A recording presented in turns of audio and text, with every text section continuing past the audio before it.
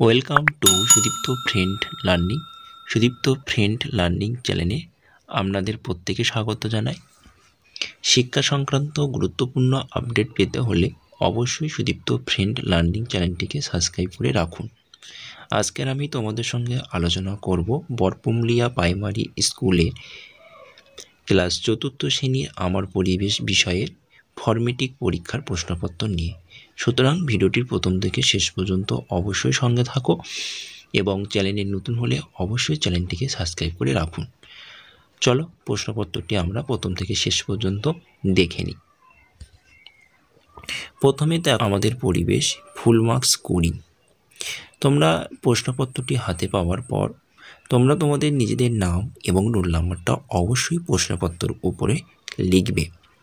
চলো একের দাগ শূন্যস্থান পূরণ করো। 5টি করতে হবে, প্রতিটি প্রশ্নের মান 1 নম্বর করে, মোট এখানে 5 নম্বর রয়েছে। একের 1 ড্যাশ গ্যাস বাতাসের সবচাইতে বেশি আছে। দ্বিতীয় কোশ্চেন লালা রস ড্যাশ থেকে বের হয়।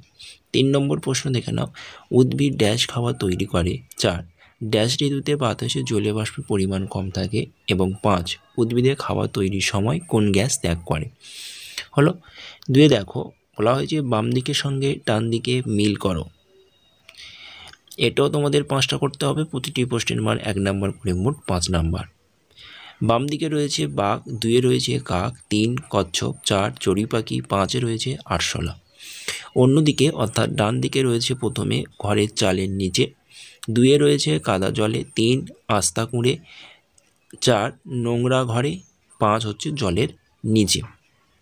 হলো এবার দেখো তিনেতে বলা হয়েছে একটি বা দুটি বাক্যে উত্তর দাও। প্রতিটি প্রশ্নের মান 2 নম্বর করে, 5টি, তাহলে 5 2 10, সুতরাং 10 নম্বর রয়েছে। 3এর 1-এর প্রথম প্রশ্ন রয়েছে যে পাহাড়ের চূড়ায় উঠলে শ্বাসকষ্ট হয় কেন। দ্বিতীয় প্রশ্নটি রয়েছে ফুসফুসে ক্ষতি হয়েছে কখন বোঝা যাবে। 3 নম্বর প্রশ্ন রয়েছে সুষম খাবার কত ধরনের হয়।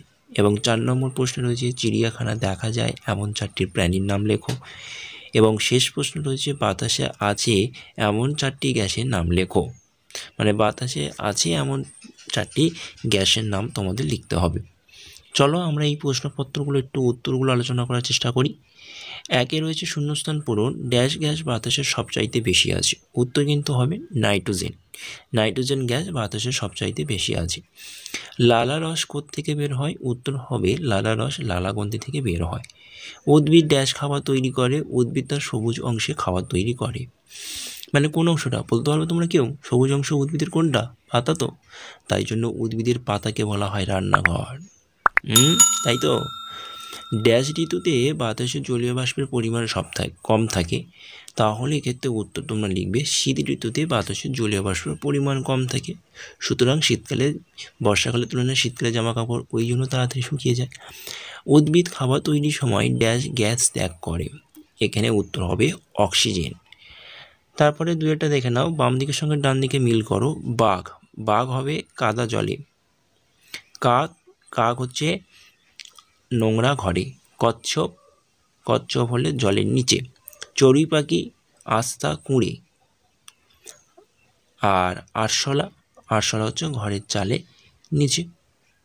ওকে 3-এ দেখো বলছে একটি বা দুটি বাক্যের উত্তর দাও। পাহাড়ের চূড়ায় উঠলে শ্বাসকষ্ট হয় কেন? কারণ আমরা জানি পাহাড়ের চূড়ায় যত উপর দিকে উঠবো তত বাতাসের পরিমাণ কমতে থাকে, সুতরাং সেক্ষেত্রে অক্সিজেন পরিমাণ কমে যায়, তার জন্য শ্বাসকষ্ট হয়।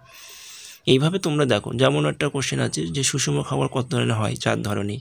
চিড়িয়াখানায় দেখা যায় এমন 4টি প্রাণী না, তোমরা চিড়িয়াখানাতে অনেক রকম প্রাণী দেখা যায়, সুতরাং সেই কটা নাম লিখবে। বাতাসের 4টি গ্যাসের নাম তোমরা জানো, nitrogen, oxygen, carbon die oxide, নিষ্ক্রিয় গ্যাস, এই গ্যাসগুলো দেখতে পাওয়া যায়। তোমরা এগুলোই লিখবে। আর ফুসফুসে ক্ষতি হচ্ছে তা বোঝা যাবে কী করে? না ফুসফুসে হাসি কাশি বা বুকে ব্যথা এরকম হলে কিন্তু ফুসফুসে ক্ষতি হচ্ছে বলে বোঝা যায়। ওকে, এই ছিল তোমাদের একটি ফর্মেটিভ প্রশ্নপত্র। ফর্মেটিভ প্রশ্নপত্রটি ভালো হলে অবশ্যই তোমরা লাইক কমেন্ট শেয়ার করো এবং চ্যানেলে নতুন হলে অবশ্যই চ্যানেলটিকে সাবস্ক্রাইব করো। আজকে ক্লাসটি এই পর্যন্ত রইল। টাটা, বাই বাই, ভালো থেকো, সুস্থ থেকো।